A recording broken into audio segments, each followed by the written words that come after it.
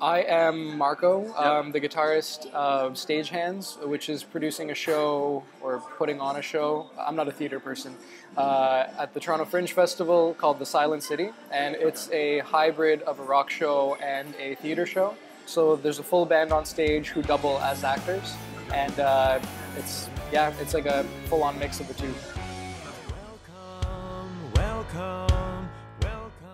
And the idea was to do something that in its own nature just stood out, and also allowed us to do things creatively and musically that a regular band could not do. So one of those things was to be able to write interesting stories, and you know, when you're writing stories, you don't have a limit to what kind of stories you can write. You're only limited by, I guess, your imagination in that way.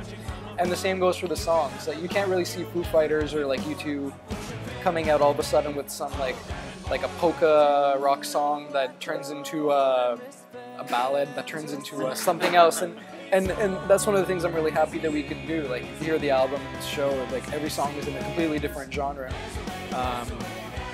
and it works because they suit the emotion of the songs, and it's fun, you know? It's fun because of that. So it's fun. Most of us met through like classified ads. Our bass player Dave, he happened to be looking for a Green Day tribute band because we were a big fan of Green Day. He was looking for a tribute band on a classified ad site, and I, for some reason, decided to check for a Green Day tribute band at the same time, and I never checked classified ads, so I like to think it was fate. And he approached me with this idea afterwards of starting this band. And other like people in it, like here and there. I think this is the first group we've had that's like, this is the band. Like, it's like the final lineup. Yeah, which is nice. Like, every show is a little bit different in the sense that, like, you gotta assess the audience in a way. Like, it's a bit of an identity crisis sometimes. You know, like, are we a theater? Like, what comes first and for what audiences?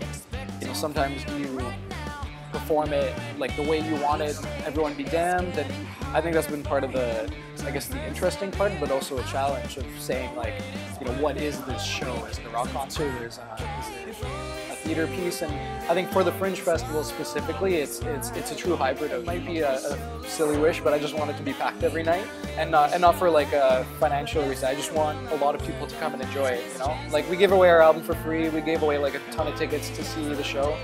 We just want a lot of people to see it. Yep. Is like the Mandarin. There's a lot of different foods, and you don't know how they all taste. This is a really convoluted analogy. It's just like a mixed bag. Like, imagine someone gave you like 100 different colored jelly beans, threw them in a sack, and just said pick one, and like, using really weird analogies. It's a lot of different kinds of shows. I'm really bad at this. Hold on. Fringe is a chance to see a lot of stuff in its maybe beginning stages or in its roughest form, but very creative stuff that you might not see in any other place. Overwhelming smorgasbord of theater and music and stuff. And it's a great social experience, right? Like, the Fringe is growing every year, and there's a lot of people that love going, and it's a talking point, I guess. Yeah, and it's a cheap way to go see some awesome culture and shows. Maybe don't use the Mandarin analogy.